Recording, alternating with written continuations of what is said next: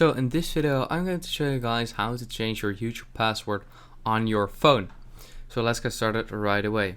So what you want to do is, unfortunately you can't change it in the YouTube app, but you have to go to your browser and search for YouTube just like this.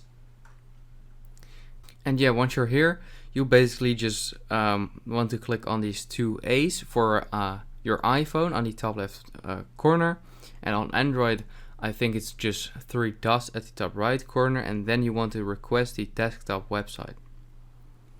And this will basically turn YouTube in to the same website as if you are on your PC.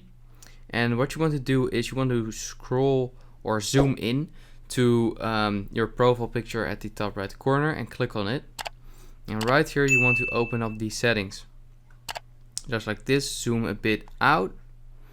And once you're here, you basically want to click on view or change your Google account settings right here. And once you've done that, you want to scroll a bit to the right and click on security. And right here it says password.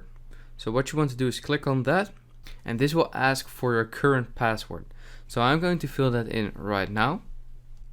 And right here it says password, and it says new password and confirm new password. And then click on change password, and that is how you can change your YouTube password on your phone, which I'm not gonna do.